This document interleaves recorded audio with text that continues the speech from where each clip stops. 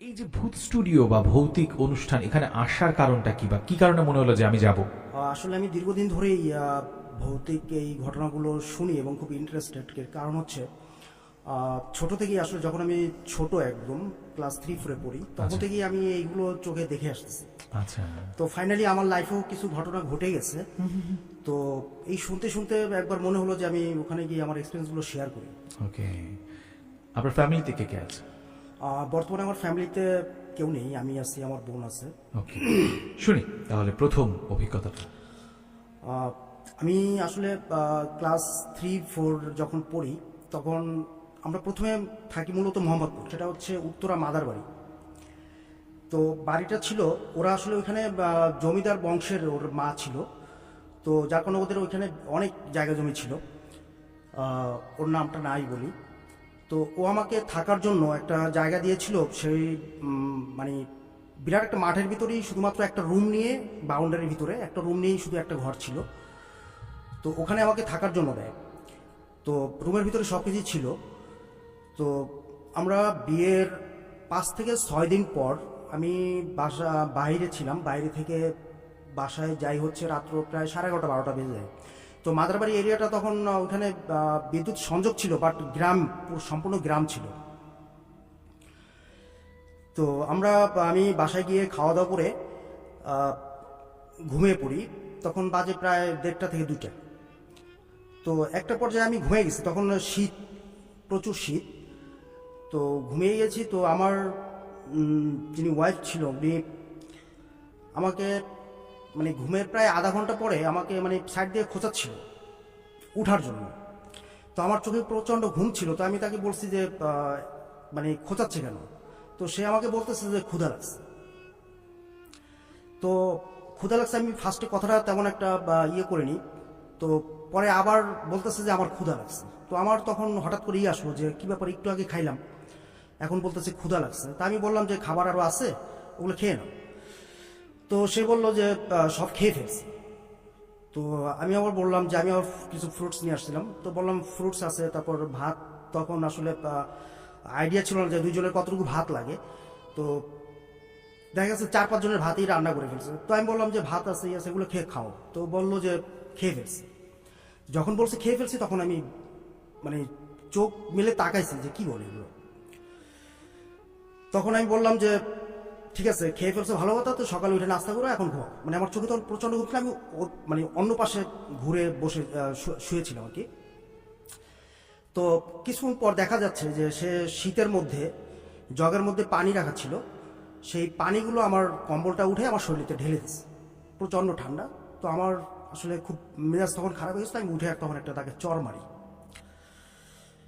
তো চর মারার পর আমি আসলে চটটা মেরেও আমি খুব হয়ে গেছি যে আসলে কি করলাম, যে চটটা মারা আমার ঠিক হয়নি। তো আমি কি চটটা মারার পর দেখতেছি যে সে আমার দিকে খুব বড় বড় চোখ করে তাকিয়ে আছে। তো একটা পর্যায়ে দেখলাম তার চোখ মুখ সব লাল হয়ে গেছে। তো সে আমাকে প্রায় 1 মিনিটের মতো আমার দিকে তাকিয়েছিল। তো তাকানোর পর পরে আমাকে সে বলতেছে যে তুই আমাকে মারলি। আচ্ছা। তো আমি বললাম যে দেখো আমার মারাটা আসলে ঠিক হয়নি। তো তুমি এই ফাজলামি তো কোনো মানে হয় না, শীতের ভিতরে এখন কই ঘুমাবো, কই করবো।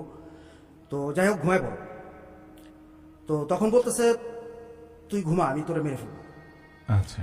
তো আমি বললাম যে তুমি আমাকে মেরে ফেলবা কেন? আমি আসলে মারাটা ঠিক হয়নি তোমার, আমি এই জন্য সরি, আমি তোমার কাছে মাপ চাচ্ছি। আর যাই হোক এখন এটা কি করে মানে শোয়ার ব্যবস্থা করো। এই কথা বলে আমি খাট থেকে যখন নামতে গেছি তখন আমি খাট থেকে মানে নামতে দিবে না, আচ্ছা। নামতে দিবে না, আমাকে বলতেছে যে তোরা আজকে মেরে ফেল।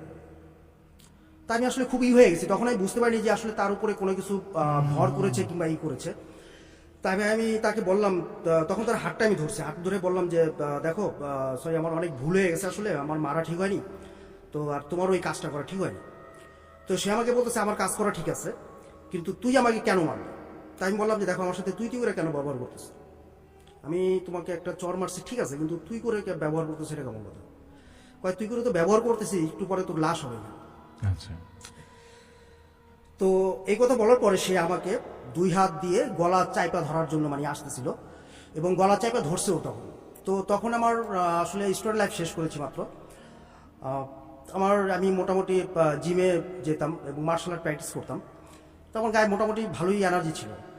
তো আমি দেখলাম যে তার হাতটা আমার গলা থেকে আমি সারাতে পারছিলাম না এবং তার গায়ে এত প্রচণ্ড শক্তি। তখন আমার মনের ভিতরে একটা বাড়ছে যে একটা মেয়ে মানুষের গায়ে তো এতটুকু শক্তি থাকার কথা না, কারণ তার হাতটা আমি মানে সারাইতে পারতেছি না। মানে একটা পর্যায়ে আমার গলায় সে চেপে ধরছে, দমও প্রায় আটকায় আসছিল। তো আমি তখন তাকে মানে আমি বুঝতে পারি যে তার উপরে হয়তো কিছু একটা হয়েছে। আমি তখন ওই বসা থেকেই তাকে একটা মানে পা দিয়ে তার বুকের মধ্যেই আমি একটা লাথি মারি নিচে বাঁচার জন্য। তখন তো লাথি মারার পর সে ওইখান থেকে ডাইরেক্ট খাট থেকে মনে হয় 3-4 হাত দূরে যায়, পড়ে যাওয়ার পর আমার রুমে একটা ওয়ার্ডরোব ছিল। ওয়ার্ডরোবটা অনেক ওয়েট ছিল, যেটা খালি ওয়ার্ডরোবটাও 4 থেকে 5 জন লাগতো এক সাইড থেকে আরেক সাইডে নেওয়ার জন্য। আচ্ছা। তো সে ওইখান থেকে উঠে বললে, তুই আবার আমাকে লাথি মারলি। এই কথা বলে ওয়ার্ডরোবের এক কোনাটা ধরে ঠাস করে ফেলে দিই। ফেলে দেওয়ার পর আমি প্রচন্ড ভয় পেয়ে গেছি। ফেলে দিয়ে সেই ওয়ার্ডরোবের উপর দিয়ে সে দৌড়ে আসছে, আমাকে গলা চিপে ধরে মেরে ফেলবে। তো একটা পর্যায়ে তার সাথে আমার প্রায় 8 থেকে 10 মিনিট ওই বিছানার ভিতরেই তার সাথে আমার মারামারি হয় এবং প্রচন্ড মারামারি করি তার সাথে নিজে বাঁচার জন্য। সে শুধু আমার টার্গেট একটাই করে, আমার গলা। দেন আমি একটা পর্যায়ে আমি নিজেই হয়রান হয়ে যাই। তো ওখানে আমি যেখানে ছিলাম আমার আশপাশে কোনো বাড়ি ছিল না। মোট কথা একটা বিরাট 4-5টাই খালি, প্রায় আধা মাইল দূরে আমার ওই বন্ধুর বাড়িটা ছিল। তো আমি একটা পর্যায়ে মানে কোনো উপায়ন্ত না পেয়ে আমি বুঝতে পারতেছিলাম যে ও আমাকে আজকে সত্যিই মেরে ফেলবে। আমি মানে পারতেছিলাম না শেষ পর্যন্ত। তো তখন আমি আমার ওই বন্ধুর নাম ধরে আমি জোরে ডাক দিই। তো আমার বন্ধুর নামটা ছিল আলী। তো আলী আলী করে ডাক দিই। তো গ্রাম এলাকা বা ওইখানে গ্রামে সাধারণত ডাক দিলে অনেক দূর পর্যন্ত শব্দটা যায়, কারণ নীরব থাকে বেশি। তো 3-4 বার ডাক দেওয়ার পরে ওর কানে হয়তো শব্দটা গেছে। তো ও আমাকে ওইখান থেকে রিপ্লাই করতেছে, কিরে মনির তোরা তুই ডাকতেছিস কেন? তো আমি মানে সর্বোচ্চ শক্তি দিয়ে আমি তখন গলা দিয়ে করতেছি যে দেখ আমাকে মেরে ফেলতেছে, তুই তাড়াতাড়ি আয়। তো ওর ওখান থেকে আসতে প্রায় 4 থেকে 5 মিনিট লাগছে। তো আইসা ও গেট নক করতেছে। তো আমি তো গেট খুলতে পারতেছি না, ভিতরে মানে শব্দ হচ্ছে খুব, ওর সাথে আমার তখনও পাড়াপাড়ি হচ্ছিল। তো একটা পর্যায়ে ও আমাকে আসলে বকাই দেয় যে তোকে আমি থাকতে দিলাম, তুই নতুন বউ তার সাথে ঘরের ভিতরে মারামারি করতেছিস, এই সেই। তখন আমি বললাম যে দেখ আমি তো মারামারি করতেছি না, আসলে কি হয়েছে আমি নিজেও জানি না, আমাকে মেরে ফেলতে চাইতেছে। তো আমার ওই বন্ধুর সাথে ওর মাও চলে আসছিল, ওর মাও বয়স্ক ছিল। তো ওর মা তখন আমি ভিতর থেকে শুনতে পাচ্ছিলাম আলীকে বলতেছে যে রাখ, আমি বুঝতে পারছি কি হয়েছে। তো আমার বলতেছে যে মনির বাবা তুমি একটু দরজাটা খুলো। তো আমি দরজা খোলার জন্য অনেক চেষ্টা করতেছিলাম, কিন্তু আমাকে দরজার কাছে যেতে দিচ্ছিল না। তো আমি তখন বলতেছি যে খালা আমি তো দরজা খুলতে পারতেছি না, দরজা আমাকে খুলতে দিচ্ছে না। কয় যাই হোক, ওকে যেভাবে হোক ম্যানেজ করে তুমি দরজাটা খুলো, আমি দেখতেছি। তো আমি অনেকক্ষণ, তারপরও প্রায় কয়েক মিনিট মানে মারামারি করছি সোজা কথা। একটা পর্যায়ে মারামারির পর্যায়ে ও আমার 2 ফাঁকের মাঝখানে, মানে ওর নিচে আমি দাঁড়ানো, 2 ফাঁকের মাঝখানে পড়ে গেছে। পড়ে যাওয়ার পর দেখলাম চুপ হয়ে গেছে। চুপ হয়ে যাওয়ার পর আমার পা ধরে বলতেছে যে আমাকে ছেড়ে দে, আমাকে ছেড়ে দে, আমি চলে যাচ্ছি। মানে তখন আমি দেখলাম ও সারা, বাট আমার 2 ফাঁকের মাঝখানেও পড়ে। তো আমি হয়তো বুঝলাম যে হয়তো বা তখন মানে নিজেই করলাম যে হয়তো 2 ফাঁকের মাঝখানে হয়তো বা ওদের কোনো এনার্জি ওই সময় থাকে না, কিংবা এই জাতীয় কিছু একটা হতে পারে। তা আমি বললাম যে ঠিক আছে তোকে আমি ছেড়ে দেবো। তো এই কথা বলে ওর সাথে কিছুই করে আমি এক লাফ দিয়ে যে দরজাটা খুলে ফেলছি। খুলে ফেলার পর ও আবার সাথে সাথে ওইখান থেকে দাঁড়ায় গেছে। দাঁড়ায় আমার বলতেছে তুই দরজা খুলছিস কেন, তোকে আজকে মেরেই ফেলবো। তখন আমার ওই বন্ধুর যে মা, উনি ভিতরে ঢুকে ও বলতেছে যে এই বউ তুমি দাঁড়াও, আমি কি হয়েছে, তুমি কে? আর আমাকে রুম থেকে বের করে দিচ্ছে। বের করে দেওয়ার পর ও ভিতর থেকে বলতেছে যে ওরে বের করলি কেন, ওরে ভিতরে আন। ও আমাকে চরও মারছে, একটা লাথিও মারছে। ওর কত বড় সাহস, আমি ওরে মেরে ফেলবো। তখন বলতেছে বউ তুমি দাঁড়াও, আমি দেখতেছি, ওর বিচার আমি করব, কিন্তু তুমি কে, তুমি কোত্থেকে আসছো? তো পরে বলতেছে যে আমি কে সেটা পরে বলবো, আমি ওরে মারবো। আমি তো আমার কেন মারবো? তো একটা পর্যায়ে আমার খালা আমাকে বলতেছে যে বাবা তুমি ওর কাছে যাই একটু মাপ চাও, আর একটু বুঝা শুনে বলো, হয়তো ঠান্ডা হয়ে যাবে, এটা উপরে কিছু একটা হতে পারে। তো আমি যা বললাম যে দেখো আসলে আমি ভুলে গেছি, আমি তো বুঝতে পারিনি যে তুমি কে। তো আমি যেটা মারছি করছি যাই হয়েছে আমার মাফ করে দাও। তো এরকম করতে করতে ফজর নামা আজান দিয়ে গেছে। তো আজান দেওয়ার সময় ও বলতেছে যে রাস্তা দেন চলে যাবে। তখন আমার গেট থেকে ছেড়ে গেছে, কিছু দূর যাওয়ার পর সে বাইরে এসে পড়ে গেছে এবং পড়াটা তার এতটা ইয়ে ছিল যে মানে নিচ মাটিতে যখন সে উপর হয়ে পড়ছে প্রায় স্প্রিং করছে প্রায় 1 বিঘার মতো, আচ্ছা, মানে এতটুকু লাফায় ওটা ধীপ করে পড়ছে। তখন তাকে উঠাই নিয়ে ঘরে গেলাম। ঘরে যাওয়ার পর পানি টানি দিলাম। তো আমার ওই খালা আবার কি পানিতে ফুটো দিয়ে তার মুখে ছিটিয়ে দিল। ছিটে দেওয়ার পর তার জ্ঞান আসছে। তো জ্ঞান আসার পর আমি দেখলাম যে সে আমার দিকে তাকাই আছে, বাট তখন তার জ্ঞান আছে কিন্তু আসলে ইয়াটা তখনও যায়নি। তো আমার খালা বলল যে বাবা ওই মানে গ্রাম এলাকা, ওইখানে শুধু রিক্সাই চলে, উত্তরা মাদারবাড়ি। বললো যে অনেক দূরে ওইখানে একটা কবিরাজ আছে, ওই কবিরাজ নিয়ে যাও, ঠিক হয়ে যাবে। তো আমি বললাম যে খালা আমি তো চিনি না, আপনারা একটু সাথে চলেন। তো আমার ওই বন্ধুও ছিল সাথে, আর বন্ধুর মা ছিল এক রিক্সায়, আর আমি আর ও ছিলাম এক রিক্সায়। তো যখন রিক্সায় উঠতে যাচ্ছি তখনই সে পাগলামি শুরু করে দিছে। আমার আসার সাথে সাথে আমার বলতেছে যে আমার কই নিয়ে যাস। আমি তাকে ধরে রাখছি শক্ত করে। তাই আমি বললাম নিয়ে যাচ্ছি, একটু ঘুরে নিয়ে আসতে। তো বললো যে ঠিক আছে আমার আগে খেতে দে। আমি বললাম কি খাবো? আমার অনেক খিদা লাগছে। তো বললাম যে ঠিক আছে। তো আমরা যে রাস্তা দিয়ে যাচ্ছিলাম ওই রাস্তায় আসলে তেমন একটা দোকানপাটও ছিল না। তো কিছু দূর যাওয়ার পর একটা মুদি দোকানের পরে, তো সেই মুদি দোকান দেখেই সে রিক্সা থেকে লাফ দিয়ে পড়ে, দোকানের সামনে কিছু কলা ছিল, প্রায় 1.5 থেকে 2 ডজন কলা ঝুলানো ছিল। সে লাফায় পড়ে, কাউকে কিছু না জিজ্ঞাসা করি কলাগুলো ছিঁড়ে একদম মানে কলার সিগলা সহ খাইছে 24টা কলাই সে খেয়ে ফেলছে। আচ্ছা, তারপর ওই সামনে যা ছিল খাবার সব খেয়ে ফেলছে। ইয়ার বয়ম টয়ম খুলে হাত ঢুকে এইভাবে ঢুকে যা পাশে খাচ্ছে। যাই হোক ওইখানে খাবার শেষে দোকানে বিল দিলাম। বিল দেওয়ার পরে আবার রিক্সায় উঠলো। তো আমাকে বলতেছে কই নিয়ে যাচ্ছিস? আমি কি চলো আবার খাও। মানে আমি বুঝলাম যে সে খাওয়ার প্রতি বেশি ইয়ে। তো এরকম করে সামনে যা কিছু দূর যাওয়ার পর আবার এক দোকান, ওই দোকানে আবার সেম ঘটনা ঘটেছে। সে ঘটনার পর একটা পর্যায়ে কবিরাজের বাড়ি গেলাম। তো ওখানে গিয়ে করার পরে সে কবিরাজ ইটি পড়ার আমাকে পানি পড়া দিল, তেল পড়া দিল, আর একটা কালো যে কাইতনগুলো থাকে ওগুলো দিল, যে এগুলো বাসা নিয়ে পরায় দিও, আর তাবিজটা পরায় দিও, আর হচ্ছে সরিষার তেল পরে দিছে, এগুলো মাথায় আর শরীরে মালিশ করতে বল। তো ওখান থেকে পরে আবার ওই অবস্থাতেই তার উপরে তখনও ওইটা আছে, ওই অবস্থাতেই আবার রিক্সায় করে তাকে যখন নিয়ে আসতেছি, তো আসার পথের রাস্তার ওই পারেই একটা মিষ্টির দোকান পড়ছিল। ওই মিষ্টির দোকান দেখে সে একদম রিক্সা থেকে পুরো লাফায় পড়ছে।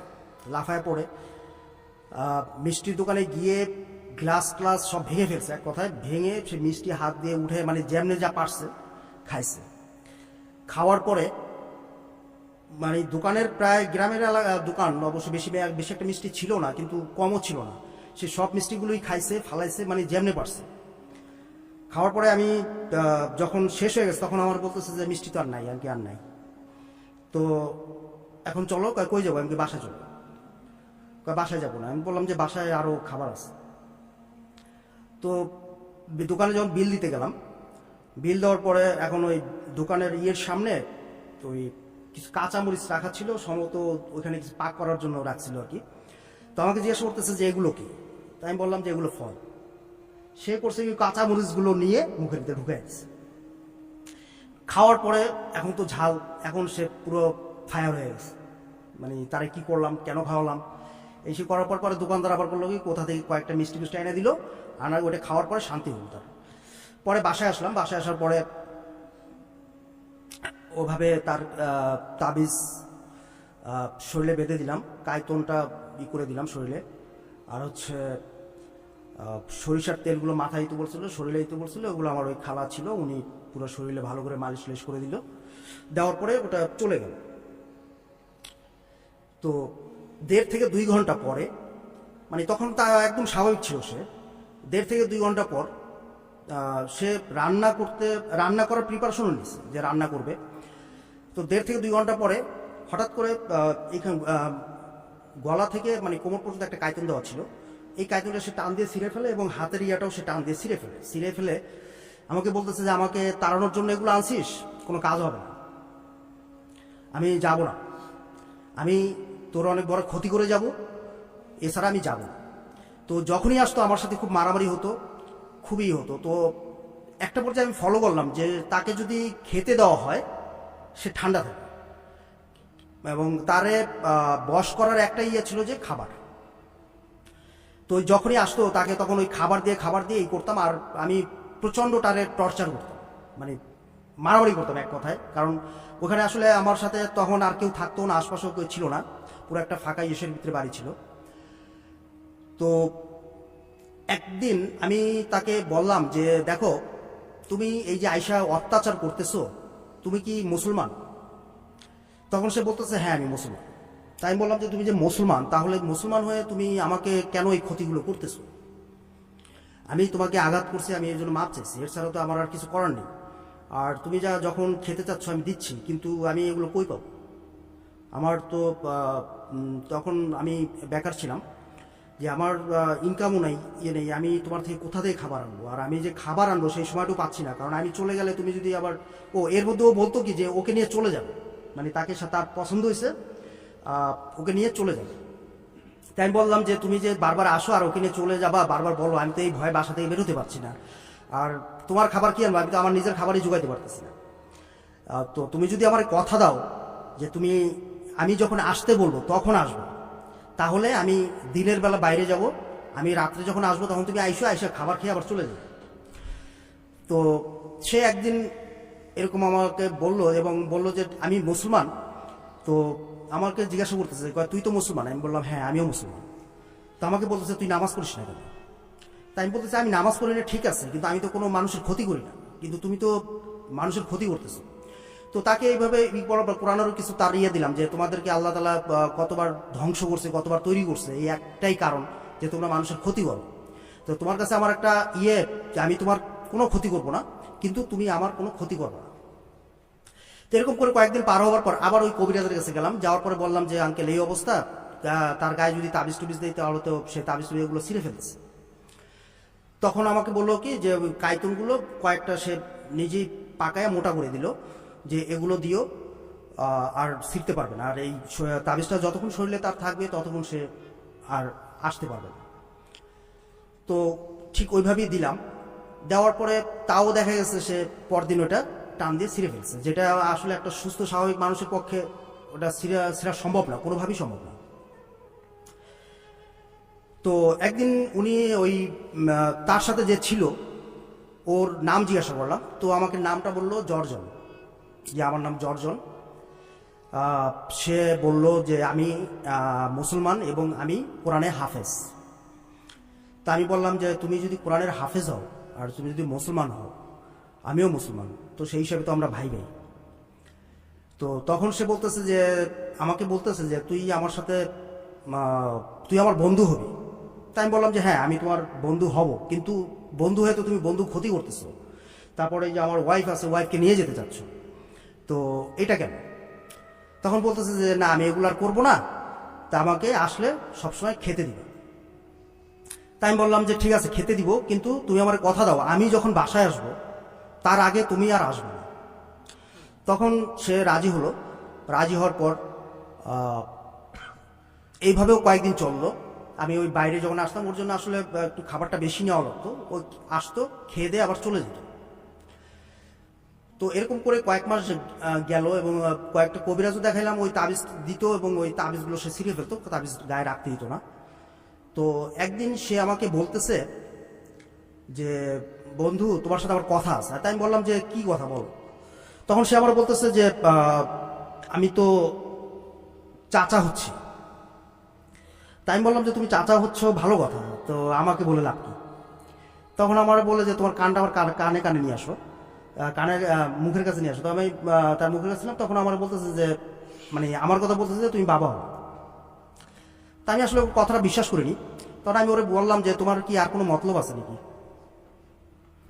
তো সে আমাকে বলল যে না সত্যিই তুমি হবে। তো পরদিন আমি ওর প্রেগনেন্সিটা টেস্ট করি এবং সেখানে পজিটিভ আসছে।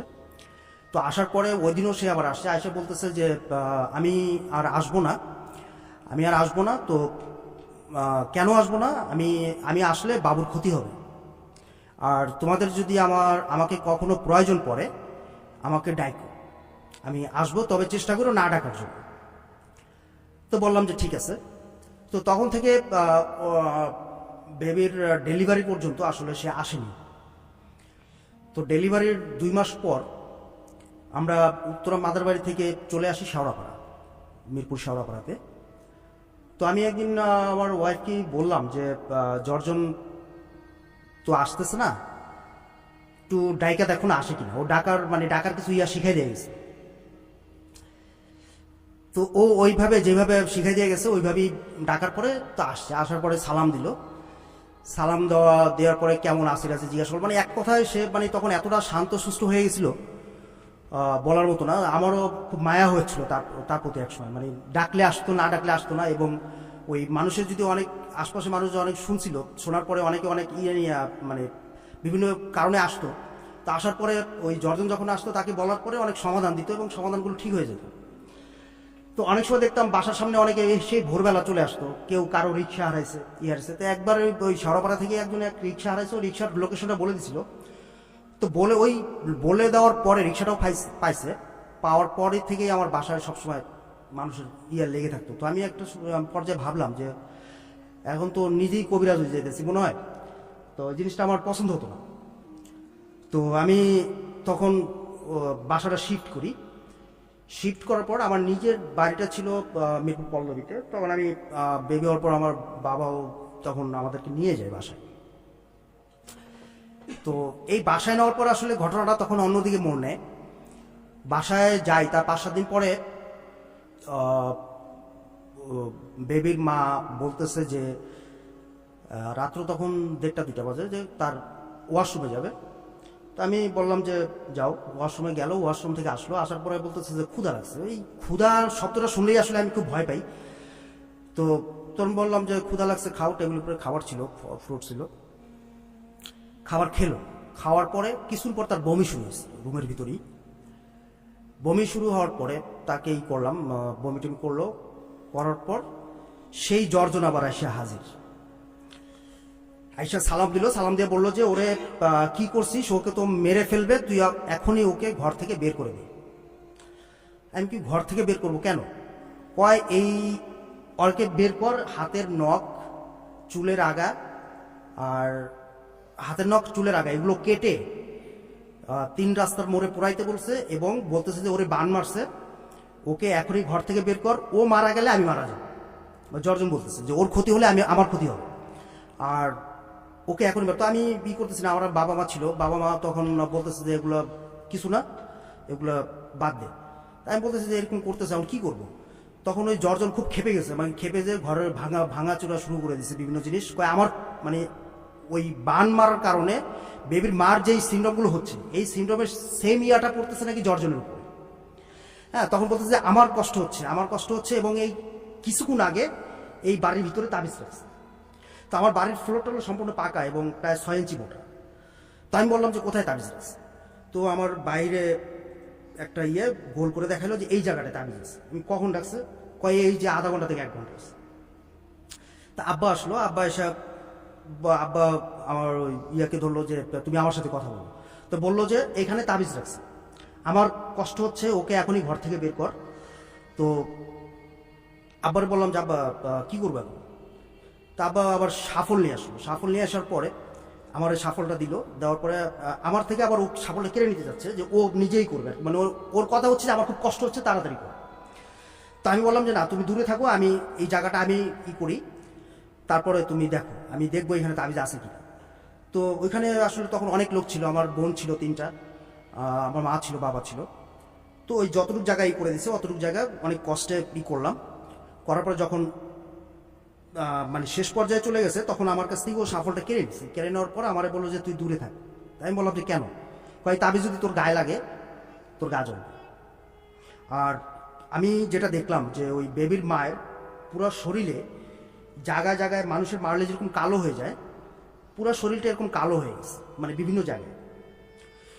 তো ওইখান থেকে ওই মাটি খুঁড়ে ও আমাকে দেখাইলো যে এই দেখ তাবিজ। এবং সত্যি সত্যি তাবিজটা তখন জল করতেছিল, একদম মানে মনে হয় যে এই মাত্র রাখছে আর কি। তো তাবিজটা উঠালাম, তাবিজটা উঠানোর পরে ওই জর্জন যে উনি তাবিজটা নিয়ে কি জানি পড়লো, পইরা আমার এই যে হাতে দিয়ে বলল যে ওর মাথার চুলের আগা, হাত পায়ের নখ এগুলো কেটে 3 রাস্তার মোড়ে পোড়াবি, আর হচ্ছে তাবিজটা ডাস্টবিনে ফালাই দিয়ে আসবি, আর ফালানোর পরে পিছনে আর ফিরে তাকাবি না। তা আমি ওইভাবেই করলাম। তো তাবিজটা আমি না ফালাই তাবিজটা আমি নিয়ে আসছি সাথে করে, আর ওই 3 রাস্তার মোড়ে যেগুলো পোড়াইতে করছিল ওগুলো আমি একটা কাগজের ভিতরে করে আগুন জ্বালিয়ে দিয়েছিলাম। তো তাবিজটা নিয়ে আসার পরে ও আমাকে বলতেছে যে তুই কাজটা ঠিক করিস না। আমি কি? তো বলতেছে তাবিজটা ডাস্টবিনে ফালাই দিয়ে। তাই বললাম ফালাই দিয়ে আসছি। কয় না ফালাস না, যা ফালাই দিয়ে। তো আমি তখন আসলে ভয় পেয়ে গেছি। তো আমি পরবর্তীতে ওটা ডাস্টবিনে গিয়ে ফেলে দিছি। ফেলে দিয়ে আসার পর এখন শরীরে যে দাগ, এখন আব্বার বললাম যে এখন তো ওরে তো ঘর থেকে বাইর করে নিয়ে যেতে বলছে, ঘরে থাকলে এরকম হবে, এখন কি করবো? তো আব্বা বললো যে ওরে সরোয়ার্দী হসপিটালে নিয়ে যা, কেন স্কিনে হঠাৎ করে এরকম হলো। তো সরোয়ার্দী হসপিটালে নেওয়ার পরে এখানে ডাক্তার চেক করার পর স্কিনের কিছু টেস্ট করলো, টেস্ট করার পর ওরকম কিছুই পাচ্ছে না যে তার শরীরে এই প্রবলেমগুলো হচ্ছে, এবং তাকে তখন পানি খাওয়ানো যাচ্ছিল না, পানির স্পর্শ দেওয়া যাচ্ছিল না, এবং বাতাসে পানিতে তার শরীর আগুনের মতো জ্বলত। তো আমি একটা ট্যাক্সি নিয়ে পরে সরোয়ার্দীতে যখন পাচ্ছিল না তখন আবার গেলাম হলো পিজি হসপিটালে। পিজি হসপিটালে যাওয়ার পর ওখানেও প্রায় কয়েকটা টেস্ট করলো, টেস্ট করার পর তারাও কোনো কারণ পাচ্ছিল না। তো ওখানে আমাদের সাথে আরও কিছু রুগী ছিল। তো ওখানে এক রোগী তখন আমাকে পরামর্শ দিল যে তুমি ওনাকে নিয়ে এই জেলখানার ওখানে একটা মাজার আছে, নামটা আমি ভুলে গেছি, যে ওখানে খাদেম অনেক ভালোই করে, ওখানে নিয়ে যাও, ওখানে নেওয়ার পরে উনি ই করলে ঠিক হয়ে যাবে। তো আমি ওখান থেকে পরে ওখানে নিয়ে গেলাম। নেওয়ার পরে ওখানে খাদেম ওখানে যে ভিতরে পানি ছিল, পানিটা পরে আমরা বললো যে এটা ওটা খাওয়াই দাও আর মাথার উপর দিয়ে ছিটাই দাও। তাই আমি বললাম যে আঙ্কেল তো পানি খেতে পারে না, আর ছিটাইলেও পানি নাকি ওর আগুনের মতো শরীর জ্বলে যায়। তো উনি বললো যে না, শরীর আর জ্বলবে না, তুমি দাও। তো আমি আগে পানি ছিটাই দেওয়ার পরে দেখলাম যে শান্ত, পরে খাওয়াই দিলাম। খাওয়াই দেওয়ার পর দেখলাম যে সব ঠিক আছে। তো তারপরে আমি বাসায় নিয়ে আসলাম। এখন বাসায় নিয়ে আসার পরে সেই জর্জন তো আগে ডাকলে আসতো, না ডাকলে আসতো না, এখন সে ঘন ঘনই আসতেছে এবং বলতেছে যে ওরে ঘর থেকে বাইর করে নিয়ে যাও, ওরে বাড়ির ভিতরে রাখিস না। তো আমি বললাম যে বাড়ি থেকে আমি কোথায় যাবো, আমি ওরে নিয়ে কই রাখবো? তো তখন বলতেছে যে তাহলে এক কাজ কর, তুই শিমুল গাছের মূলের গুঁড়া আরও 2-1টা আইটেম নাম বলে দিল যে এগুলো বাজার থেকে কিনে নিয়ে। তো আমি ওগুলো বাজার থেকে পরে কিনে নিয়ে আসলাম। আসার পরে ওগুলো জর্জন নিজেই পরে দিছে। পরে দেওয়ার পর বললো যে এগুলো ওরে খাওয়াই দেওয়ার পর দেখলাম যে আস্তে আস্তে মানে ম্যাজিকের মতো যে শরীরের যে কালো দাগগুলো ছিল এই দাগগুলো ভ্যানিশ হয়ে গেল। কিন্তু তার ওই শরীর জ্বালা পোড়া, তার বমি এগুলো আর বন্ধ হচ্ছিল না। তো জর্জন আমার বললো যে দেখো আমি অনেক ছোট, আমি ওর চিকিৎসা করতাম, কিন্তু আমি চিকিৎসা করতে পারতেছি না, তো ভালো একটা কবিরাজ দেখাও, ওরে বান মারছে আমি বলে দিলাম, ও ঠিক হয়ে যাবে, কিন্তু ওরে আগে ঘর থেকে বাইর করে, এই ঘরের ভিতরে থাকলে ওর কোনো চিকিৎসায় কাজে আসবে না। তখন আমার বাবা কয়েকজন হুজুর দেখালো, যে মিরপুর 11 নম্বর কেন্দ্রীয় মসজিদের হুজুর ছিল, তারপর আরও 2-1টা মসজিদের হুজুর, মানে আব্বাও তবে মূলত কবিরাজি কিংবা এগুলো বিশ্বাস করতো না কখনো। তো ওই হুজুরের কাছেই নিতে বলতো বারবার। তো হুজুরের কাছে নিয়ে গেলাম, হুজুর ওই পানি পরাটা দিত, তারপর ওই প্লেটে অনেক সময় আরবি লিখে এগুলো ধুয়ে খাওয়াইতে বলতো, খাওয়াতাম, কিন্তু কোনো কিছুতে কোনো কাজ হচ্ছিল না। তো একটা পর্যায়ে আব্বা খুব বিরক্ত হয়ে যায় যে এতদিন বাইরে ছিলাম, এখন বাসায় আসছি, বাসায় আসার পরেও সেই একই অবস্থা। তো বাবা আমাকে বলল যে তুই এক কাজ করো, ওরে নিয়ে বাইরে কোথাও আবার চলে যা। তো আমি আমাদের বাসার কাছেই, বেশ একটা দূরে না, 20 টাকা রিক্সা ভাড়া, তো একটা রুম নিলাম ওখানে। তো ওখানে যাওয়ার পরে নতুন করে তার আর সিমটম শুরু হলো, মুখ দিয়ে শুধু রক্ত পড়তো, এবং মানে এত প্রচুর পরিমাণে রক্ত পড়তো, মানে একটা মানুষের শরীরে যে এত রক্ত কোত্থেকে আসে একমাত্র আল্লাহ পাকই জানে। রক্ত পড়তো এবং তার শরীরটা শুকায় একদমই হয়ে গেছিলো, দেখতে অনেকটা বুড়া মানুষের মতোই লাগতো। আর মানে আমি তখন আসলে বেকার ছিলাম, প্লাস বেবি ছিল, কোনো ইনকাম ছিল না, মানে এতটাই অসহায় লাগছিল তখন। তো আমি দু একটা কবিরাজের কাছেও গেছি, তারাও পারছিল না যে এটা কিভাবে কি করা যায়। তো একজন একটা কবিরাজের অ্যাড্রেস দিল, ওখানে গেলাম। ওখানে যাওয়ার পর উনি আমাকে দেখে, আর ওকে দেখে মানে অনেকটা কেমন একটা ভয়ের মতো পেয়ে গেছে। পায়ে বলতেছে যে এই রুগীরে বাঁচানো যাবে। তাই আমি বললাম যে আঙ্কেল, আপনার কথা তো একজনে বললো আমাকে, কেন বাঁচানো যাবে? বললো যে ওরে বান মারছে আর টাইম বেশি নেই। তাই আমি বললাম যে দেখেন, এই বাচ্চাটা অনেক ছোট, ওর রিজিক তো ওনার কাছে, এই বাচ্চাটাকে নিয়ে কি করব? আর আমার চাকরি নেই, নেই, আমি তো এখন খুব অসহায়ের ভিতরে আছি, আপনি কিছু একটা করেন। আমি একটা পর্যায়ে তার পায়ে ধরে গেছি কবিরাজে। তো উনি আমাকে বললো যে বাবা তুমি যাও, আমার আসলে কিছু করার নেই। আর আমি চেষ্টা করতে পারি, কিন্তু রুগী মারা গেলে আমার কোনো দায়িত্ব আমি নিতে পারবো না। যদি তুমি স্টাম্পে লিখিত দাও, দেন আমি চেষ্টা করবো। তো আসলে ওখান থেকে আমি হতাশ হয়ে পরে বাসায় ফিরে আসি। আইসা মানে এতটাই তখন নিজেকে অসহায় লাগতো। আমি যদি বাইরে যেতাম, আর ও তখন পাগলের মতো হয়ে গেছিল, ওই বাইরে গেলে করতো কি, বেবিকে নিয়ে সে বের হয়ে যেত। একদিন এরকম আমি বাইরে গেছি, সে বেবিকে নিয়ে বের হয়ে গেছে। বাড়িওয়ালা খবর আমাকে ফোন দিছে যে ওরা বাসায় নেই। তো বাসায় নেই, কোনো অনেক খোঁজাখুঁজির পরে যে পাইছি হলো ডাস্টবিনের কর্নারে, মানে ডাস্টবিনের কর্নারে বাচ্চা নিয়ে এসে বসে আছে। পরে ওইখান থেকে ধরে আনার পরে তারা আমি ওই বাসার খাটের সাথে শিকল দিয়ে বেঁধে রাখতাম যখন আমি বাইরে যেতাম। আর আমাকে তখন থেকে সে মানে দেখতেও পারতো না, খুব করতো। মানে ওই শিকল দিয়ে বেঁধে রাখার কারণে সে দেখা গেছে অনেক সময় বাচ্চার প্রস্রাব পায়খানা মানে খুব খারাপ অবস্থা ছিল। তো আমি তখন কোনো উপায়ন্তর না পেয়ে আমাকে এক হুজুর পরামর্শ দিল যে বাবা তুমি নামাজ পড়ো। তো আমি নামাজ পড়া শুরু করলাম। নামাজ এর আগেও পড়তাম, তো আসলে অতটা ইয়ে না, 5 ওয়াক্তের ভিতরে হয়তো কখনো 3-4 ওয়াক্ত পড়া হতো। তো হুজুর আমার পরামর্শ দিল তুমি নামাজ পড়ো, তাহাজ্জুদ পড়ো, আল্লাহ যদি চায় ভালো হয়ে যাবে। তো আমি আসলে তখন আমার এছাড়া আর কোনো ওয়েও ছিল না, শুধু নামাজটাই আমার ওয়ে ছিল। তো আমি খুব নামাজ পড়া শুরু করলাম। তখন 5 ওয়াক্ত নামাজ তো পড়তাম, ইভেন সারা রাত আমি তাহাজ্জুদ পড়তাম, ফজর পড়তাম, দেন হয়তো একটু ঘুমাতাম অথবা ঘুমাতাম না, মানে খুব খারাপ অবস্থা হয়ে গেছিল। তো এরকম কিছুদিন নামাজ পড়ার পর আমি শুধু আল্লাহর কাছে শুধু একটাই করতাম যে আমার বেবির যে রিজিক, এই বেবির রিজিক তো ওর কাছে, ওকে যাতে মানে বেবির রিজিকটা যাতে কেড়ে না নেয় আল্লাহ, শুধু আমার কাছে আমার শুধু এই একটাই ছিল। তো এরকম একটা শুক্রবারে আমি জুম্মার নামাজ পড়তে যাব। তো আমার বাসার যে আরও ভাড়াটিয়া ছিল যেখানে ছিলাম, ওনাদেরকে আমি বললাম যে আন্টি একটু দেখে রাখেন, আমি নামাজটা পড়ে আসি, কারণ ও সুযোগ পেলে বাইরে চলে। আর ও বাধা ছিল, ঘরের ভিতরে শিকল দিয়ে বাধা ছিল। তো আমি যখন নামাজ পড়তে যাব, তো আমাকে জিজ্ঞাসা করলো যে কই যাই। তাই আমি বললাম যে আমি নামাজ পড়তে যাই।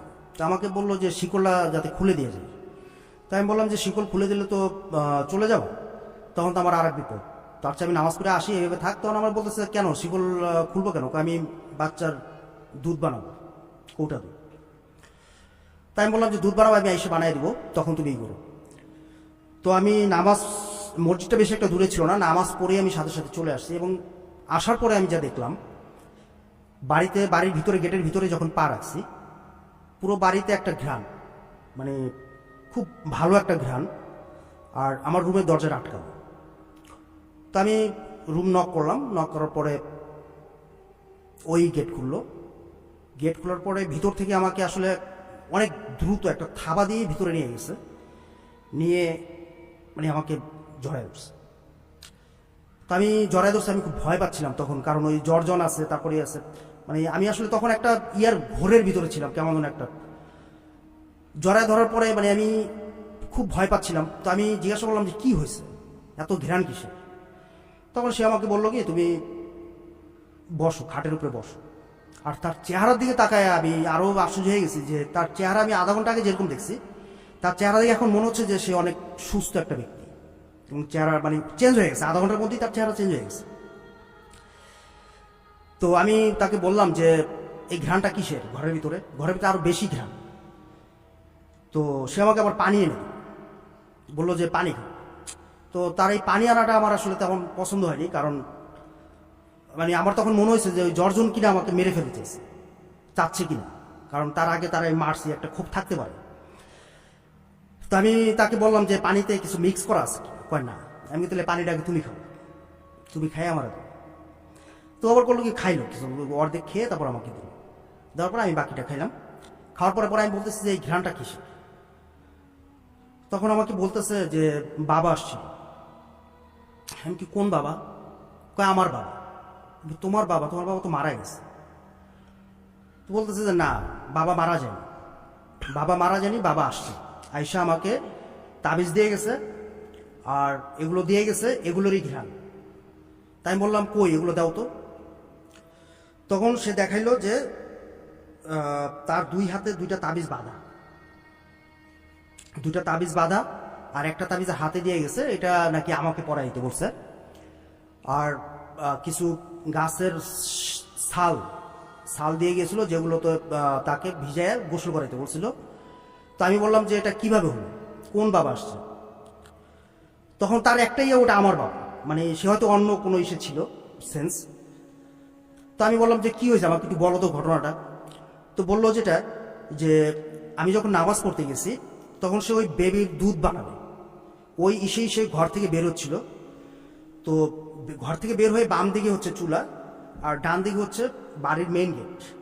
তো সেই মেইন গেটে তাকে নাকি মেইন গেটের দিকেই কেউ একটা টেনে নিয়ে যাচ্ছিল বারবার, এবং ওই গেটের কাছে যাওয়ার পর গেটও অটো খুলে গেছে, এবং ভিতর বাইরে থেকে একটা হাত আসছে। ওই হাত আসার পরে সে এক নজর তাকে দেখছে, দেখার পরে তার মাথাটা পায়ের দিকে ঝুঁকে গেছে, মানে মাথাটা খাড়া করতে পারেনি যে তারা দেখবে, আর শুধু হাতটা বাড়ায় বলছে যে মা, তোদের তো আল্লাহ কবুল করছে, তুই সুস্থ হয়ে যাবি, তোর আর কোনো ভয় নেই, আমি আল্লাহ আমাকে পাঠাইছে। তো যাই হোক, তখন আমার এই কথাটা শুনে আসলে অনেকটা বিশ্বাস হচ্ছিল, আবার হচ্ছিলও না, দোটানার ভিতরে ছিলাম। তো আমি মনে মনে তখন আসলে শুকরিয়াও আদায় করছি যে আসলে যা হয় ভালোর জন্যই হয়। আর ওরও কোনো অল্প কিছু ডিস্টেন্সের ভিতরে তাকে খুব সুস্থ লাগছিল। তাই আমি ওকে বললাম যে দেখো, যাই হোক, বাবা হোক আর যেই হোক, ভালো হইলেই ভালো, যেভাবেই হয়। তো আমাকে বললো যে তোমাকে আরো নামাজ পড়তে বলছে। তাই আমি বললাম যে আমি তো নামাজ পড়ি। যাই হোক, আমিও তো কন্টিনিউ তাহাজুদ পড়তাম। তো একদিন ওই তাহাজুদ নামাজ পড়ে কয়েকদিন যাওয়ার পর, এর মধ্যে সে রেগুলার বলতো স্বপ্নে যে তার বাবা আসে, তার বাবা আসে এবং ওকে নিয়ে যায়, মক্কায় নিয়ে যায়, মদিনা নিয়ে যায়, জমজমের পানি দিয়ে গোসল করায়, গোসল করে আবার তাকে রেখে যায়, মানে স্বপ্নের ভিতরে তাকে নিয়ে যায়, এইভাবে, মানে এগুলো তার ট্রিটমেন্ট। তো কিছুদিন যাওয়ার পর আমি তার একদিন বলতেছি, মানে আমি তাহাজ্জুদ পড়ব ঠিক 2টা-2:30টার দিকে, ঠিক ওই মুহূর্তেই তাকে আমি বললাম যে তুমি ঘুমায় যাও, তোমার বাবা আবার চলে আসতে পারে, তো আমার একটা প্রশ্ন আছে তোমার বাবার কাছে। তো বললো কি? আমি তোর বাবা যদি আসে বইল। তাই আমি বললাম যে তোমার বাবা তোমার চিকিৎসা করতে আসছে, ঠিক আছে, তোমাকে স্বপ্নে এখানে ওখানে নিয়ে যায়, ঠিক আছে, কিন্তু আমার তো অনুমতি লাগবে, তোমার যে নিয়ে যায় এই অনুমতিটা তো আমার কাছে তার নেওয়া উচিত। হ্যাঁ, যেহেতু উনি যেই হোক, তুমি সুস্থ হচ্ছে এটা হলো বড় কথা, কিন্তু আমার পারমিশনটা তার নেওয়া উচিত। তো এই কথাটা তোমার বাবার বলল। এই কথা বলেও ঘুমায় গেছে। আমি তাহাজ্জুদ পড়লাম, তাহাজ্জুদ পড়ে আমিও ঘুমায় পড়ছি। তো ঘুমায় পড়ার পর আমি রাত্রে স্বপ্নে দেখলাম যে আমাকে বলতেছে যে তোর ইমানটা নষ্ট করিস না, তুই নামাজ পড়িস, আর এই ওষুধটা আজকে খাওয়াই দিস, আর এই তাবিজটাও 2 পায়ে পা বেঁধে দিস। এই কথা বলার পরেই আমার আজানের শব্দ আসছে কানে, এবং আমার ঘুমটা ভেঙে গেছে। তো ভেঙে যাওয়ার পর আমি মানে খুব করে ঘুম থেকে উঠে গেছি। উঠে আমি মানে বিছানার ভিতরে মানে আমি খুঁজতেছি যে যেগুলো আমাকে দিল, মানে আমার কাছে মনে হয় যে সত্যি সত্যি দিছে, খুঁজতেছি। তো এর ভিতরে ওদেরও ঘুমিয়ে গেছে আমার দেখে। তো ওরা অন্ধকারে আমার জিজ্ঞাসা করতেছে যে কি হয়েছে কি হয়েছে। আমি কি ওদের বললাম কি উঠে লাইটটা জ্বালাও। তো লাইট জ্বালালো, কিন্তু আমি খুঁজতেছি বিছানার মধ্যে। তো আমাকে বলতেছে যে কি হচ্ছে, কি এরকম করতেছে কেন? তাই আমি বললাম দেখো, তোমার বাবা কি আজকে আসছে? কয় না। আমি তোমার বাবা আজকে আসে না, রেগুলারই তো আসে। কয় না। আমি দেখো তো বিছানার ভিতরে কিছু আছে কিনা, একটু ভালো করে খুঁজে। তো আমি বালিশ টালিশ উল্টায় মানে সব জায়গায় দেখলাম। তো প্রায় 1 মিনিট এরকম করার পরে আমি ফিল করলাম যে আমার হাতটা মুভ করা। আমি খুঁজতেছি ঠিকই, কিন্তু আমার হাত মুভ করা, এই হাতটা, এবং হাতটা মুভ করা, এবং হাতের ভিতরে আমি ফিল করতেছি কিছু একটা আছে। তো দেন আমি মানে ভয় পেয়ে গেছি, এই হাতের ভিতরে ওইটা দেখে আর বেশি ভয় লাগতেছিল। তখন আমি ওর দিকে হাতটা বাড়াই দিয়ে বললাম যে তোমার বাবা আমার স্বপ্নে তো এগুলো দেখাইলো, তুমি একটু হাতটা খুলো। মানে ওই আমার হাতটা খুললো, খুলে যা দেখলাম ওই তাবিজ আর একটা ছোট একটা কাগজের ইয়ের ভিতরে কিছু একটা পেঁচা। তাই আমি বললাম তোমার বাবা যেহেতু আসছে, তোমার কাছে আসেনি, রেগুলারই তো আসে, তো আমাকে বললো যে এটা তোমার 2 পায়ে বাইজা দিতে আর এই ওষুধটা খেয়ে ফেলতে বলছে। তো ওই ওষুধ সে খেলো, খাওয়ার পর এর মধ্যে সেই জর্জন ছিল, জর্জনও মাঝে মাঝে আসতো। জর্জনা এসে শুধু একটা কথাই বলতো যে ওরে কবিরাজ দেখা। তো আমি আব্বা মাঝে মাঝে জিজ্ঞাসা করতো কি অবস্থা অবস্থা, আব্বা বললো, আব্বা আমাকে বললো ওই এক হুজুর সাথে পরামর্শ, হুজুর বলছে যে এই জিন সাধারণত যাদের সাথে থাকে তারা কোনোদিন সংসার করতে পারে না, একটা পর্যায়ে সংসারটা নষ্ট হয়ে যায়, এই জিনটাকে ছাড়াই দেয়, যেভাবে হোক আগে এই জিন ছাড়া। তো আমি ওর বাড়িতে খবর দিলাম, বাড়িতে খবর দেওয়ার পরে ওর মা ওই গ্রামের বাড়িতে একটা কবিরাজ সাথে কথা বলছে, বলার পরে এই ওকে পাঠিয়ে দিলাম। পাঠিয়ে দেওয়ার পরে ওই জিনকে ছাড়ানো হয়েছে। ছাড়ানোর পরে সে আবার রিটার্ন করলো ঢাকা রিটার্ন করার পর তার ওই সাথে যে নতুন করে যে আসছে সে যাকে বাবা বলতো, ওই বাবা বলল যে জিনটা ছাড়ানো দরকার ছিল না, কারণ ওই জিনটা ক্ষতি করতেছিল না, ও ভালো একটা ইয়ে ছিল। তো যাই হোক ছাড়াইছে, ওটা সমস্যা নেই, কিন্তু ওর ট্রিটমেন্টটা লাগবে লং টাইম। এখন আমি করতেছি, পরবর্তীতে তোমার করতে হবে আমার। তো ওই মাঝে মাঝে এসে আমার সাথে কথা বলতো, মানে আমার ওই ওয়াইফের মাধ্যমেই আমার সাথে কথা বলতো। তো ওর যখন ট্রিটমেন্টগুলো শেষ হয়ে যাওয়ার পর সে, আমরা শেওড়াপাড়া ছিলাম তখন শেওড়াপাড়ায় আমাকে একদিন বললো কি যে আমার ট্রিটমেন্ট শেষ প্রায়, এখন তোমার কিছু কাজ আছে, কাজগুলো করতে হবে, করলেই সম্পূর্ণ সুস্থ হয়ে যাবে। তো এর মধ্যে বেবির মার মানে স্বাস্থ্য টাস্থ্য সব আগের মতোই হয়ে গেছে, কিন্তু মেজাজটা সবসময় খিটখিটে থাকতো, মানে খুবই উত্তেজিত হয়ে যেত অল্প কিছুতেই।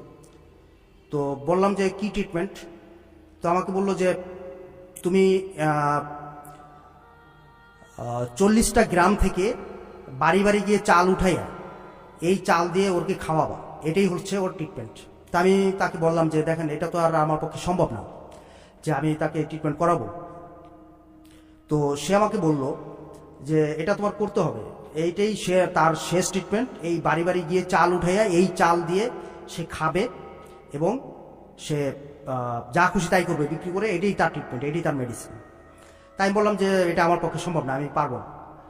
তখন সে একরকম উত্তেজিত হয়ে গেল যে ঠিক আছে, সেটা তো তাহলে আমার মেয়ে, ও আমাকে বাবা বলে, আমি ওর মেয়ে বলে স্বীকার করছি, তো আমার মেয়ে যেহেতু আমারই করতে হবে। তো ওই দেখা গেছে তো ওই প্রতিদিনই ওই বাসার সামনে চাল পেতাম মানে একটা ব্যাগে ভরা এগুলোই সে খেত। তো একটা পর্যায়ে সে আমাকে বলল যে আমার চিকিৎসা শেষ, আমি চলে যাব। তো তখন আমি তাকে একটু আঁকড়ায় ধরছি যে আপনি যেহেতু যাবেন, আপনি তাকে মেয়ে বলেন আর ও আপনাকে বাবা বলে, তো আমি তো আপনার কাছে কিছু দাবি করতে পারি, তো আমার চাকরি নেই, তা আপনি তো দেখতেছেন, তো আমাকে একটা ব্যবস্থা করে দিয়ে যান। কি ব্যবস্থা? তখন আমি বললাম যে আমার কিছু টাকা পয়সা দিয়ে যান, আমি ব্যবসা করব। তখন বললো আমি তো এগুলো দেই না, আমাকে আল্লাহ যেখানে পাঠায় আমি শুধু সেখানেই যাই, আর এগুলো দেওয়ার ক্ষমতাও আমার নাই, শুধুমাত্র আল্লাহ যেখানে আমাকে পাঠায় আমি সেখানেই যাই। তাই আমি বললাম যে মানে অনেক কি রিকোয়েস্ট করার পরে সে আমাকে বলতেছে যে ঠিক আছে তুমি এক কাজ করো, তোমার একটা ব্যবস্থা আমি করে দিয়ে যাবো, মানে ওই দিন এই কথাটা বললো, আর একটা ছোট একটা কোরআন শরীফ দিয়ে যাবে যাওয়ার আগে। তো ফাইনালি আমি তাকে বললাম যে ঠিক আছে, আপনি যেহেতু আমাকে কোনো টাকা পয়সা দিতে পারবেন না, এই করতে পারবেন না, তাহলে আপনার পরিচয়টা যে আপনি কে। তখন সে পরিচয় দিত না, সে আমাকে বলতো যে আমি আল্লাহর তরফ থেকে আসছি। তাই আমি বললাম যে তাকে যে আপনি জিন বললো না, মানুষ না, ফেরেশতা না, তাহলে কি আপনি? তখন সে মানে অনেক, তার সাথে আমি এই নিয়ে অনেক বার্গেনিং করতাম। তো সে ওই আমার ওয়াইফের মাধ্যমে বলতো যে সে এগুলো পছন্দ করে না, এই বার্গেনিং, এই জিজ্ঞাসা করা, এগুলো সে কখনোই পছন্দ করে না। তাই আমি বললাম যে না, সে যেহেতু চলে যাওয়ার আগে তার এই পরিচয়টা দিয়ে যেতে হবে সে কি। আর সবচেয়ে হলো যেটা যে আমার ওই ওয়াইফ সুস্থ হওয়ার সাথে সাথে আমার নামাজের পরিমাণটা আস্তে আস্তে কমে আসছিল। তো আমার ওয়াইফকে বলতো যে ওকে নামাজটা বন্ধ করতে না করো, ওর ইমান আস্তে আস্তে নষ্ট হয়ে যাচ্ছে, আর রিজিকের মালিক আল্লাহ, ওই রিজিকের ব্যবস্থা আল্লাহই করে দিবে টাইম হলে। আর আমার পরিচয় নিয়ে যেহেতু ওর এত আমি চলে যাব, কিন্তু আমি এভাবে তো যাই না, আমি যেখানেই যার চিকিৎসা করে আমি বলে কয়ে যাই, আমি মেহমানের মতো আসি, মেহমানের মতোই যাই। তো আমার পরিচয় যেহেতু ওর জানা দরকার, আমি যেখানে বাসা ছিল পাশে মসজিদ ছিল, বললো যে ওই চান মসজিদের হুজুর, ওনার পিছনে আমি প্রতি শুক্রবার নামাজ পড়ি, জুমার নামাজটা পড়ি, ওই হুজুরটা আমার খুব প্রিয়, তুমি ওই হুজুরকে আমার তরফ থেকে দাওয়াত দিবা। আমাকে বলতেছে দাওয়াত দিবা, ওনাকে লাল গালিচা সম্বর্ধনা দিবা, দুপুরে খাওয়াবা, খাওয়ানোর পরে তোমার প্রথম থেকে এই পর্যন্ত যা কিছু ঘটছে তাকে এগুলো খুলে বলবা, উনি বলতে পারবে আমি কি। তো আমি হুজুরের ওনার কথা মতো উনি আমাকে আবার জিজ্ঞাসা করতেছে কবে বলবা, হুজুরকে কবে বলবা। আমি বললাম যে আগামী শুক্রবারই বললি। বললো ঠিক আছে। তো বৃহস্পতিবার রাত্রে, শুক্রবারের আগের দিন উনি আবার আসছে, আসে আমাকে বলতেছে যে তুমি কি কালকে ওনাকে দাওয়াত দিচ্ছ? আমি কি জি। তো বলতেছে ঠিক আছে, দিয়ে এসো। তো আমি ওনাকে বললাম যে বাবা আমার কাছে তো আসলে টাকা নেই, আমি যে হুজুরকে আইনা ওই লাল গালিচে সম্বর্ধনা দিব আর খাওয়াবো, আমার কাছে সেই টাকাটা নেই। বললো যে তুমি ওনাকে কালকে দাওয়াত দিছো কিনা? আমি বললাম যে হ্যাঁ দাওয়াত দিচ্ছি। বললো যে ঠিক আছে আমি যাই। যাই হোক, উনি চলে গেল, কিন্তু আমি খুব টেনসড ছিলাম, কারণ আমার তখন জব ছিল না, ছিল না, মানে খুবই একটা ভিতরে ছিলাম। তো সকালবেলা আমার যখন ঘুম ভাঙে, আমি ওই বিছানার বালিশটা উঠাইতে গিয়ে দেখি আমার বালিশের নিচে 125 টাকার কত পয়সা যেন ছিল। ওই টাকাটা পেয়ে আমি মূলত পকেটেই নেই। তো সকালবেলা আমি ব্রাশ করে আমি মানে টার্গেট করি যে আমি হোটেলে খেতে যাব। তো ঠিক সেই মুহূর্তে ওই বাবা আসে, বাবা আসার পরে আমাকে বলতেছে যে তুমি বাজারে যাও, আমাকে বাজারে গিয়ে তুমি ওনার জন্য 2টা গোলাপ ফুল কিনবা, 100 গ্রাম পোলাওর চাল কিনবা, একটা ছোট মুরগির বাচ্চা কিনবা, এগুলো কিনে নিয়ে আসবা এবং হুজুরকে দাওয়াত দিয়ে আসবা। এগুলো হুজুর খাওয়ার পরে যতটুকু বাঁচবে কোনো বাচ্চাকে খাওয়াই দিবা, তোমরা খাবা। তো আমি সেই অনুযায়ী হুজুরকে বললাম। হুজুরকে বলার পরে হুজুর সবকিছু জেনে উনি নিজেও আসলে হয়ে গেছে যে আমি আসলে উনি আমার বললো যে মনির ভাই আপনি আমাকে একটু সময় দেন, আমি জেনে শুনে আমি আপনাকে বলবো।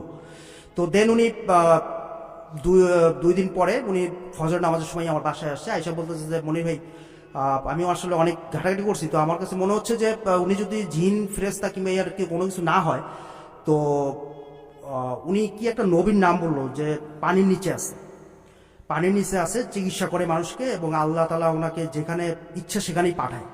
তো হতে পারে উনি, আমি শিওর না, হুজুর আমাকে এইভাবে বলছে। তো এই কথা বলে হুজুর চলে গেল।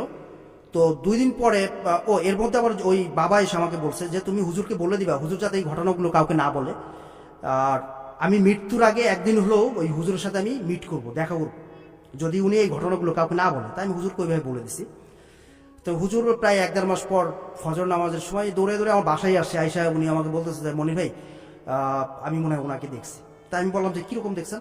আমি তাহাজ্জুদ পড়বো, মেসআপ করতেছিলাম বারান্দায় দাঁড়াইয়া, তো ওই উঠানের ভিতরে ওই লাইট জ্বলে, পুরো একটা মানুষের অভাবে লাইট জ্বলতেছে, হাতে একটা বৃদ্ধ, মানে সবকিছু জল করতেছিল। তো কয়েক সেকেন্ড স্থায়ী ছিল, আবার চলে গেছে। তো আমি ওই বাবা যখন আবার আসছে, তখন আমি বাবাকে বললাম যে আপনি কি হুজুরের সাথে দেখা করছেন? হ্যাঁ, ওনাকে আমি দেখা দিছি, তো ওনার সাথে আমি কথা বলবো, তুমি হুজুরকে বলে দিও আমি কথা বলবো, আমি ওনাকে পছন্দ করি। তো এভাবেই চলছিল। এবং আমাকে ওই বাবা যাওয়ার সময় যখন চলে যাবে, তখন আমাকে একদিন বললো যে তুমি আজকে একটা পেপার কিনে নিয়ে আসবে। পেপারে মাঝখানের একটা পেজে একটা বিজ্ঞপ্তি আছে, ওখানে তুমি ইন্টারভিউ দিবা, তোমার ওইখানে চাকরি হয়ে যাবে। তো আমি ওনার কথা অনুযায়ী আমি ওই একটা প্রথম আলো পেপার আনি, আইসা ওইটাই আসলে মূলত এই একটা ফার্মাসিউটিক্যালসের অ্যাড ছিল, ওখানে আমি ইন্টারভিউ দিই এবং ওখানে আমার জবটা হয় ফাইনালি, এবং সেই জবটাই কন্টিনিউ করতেছিলাম। বাহ, চমৎকার।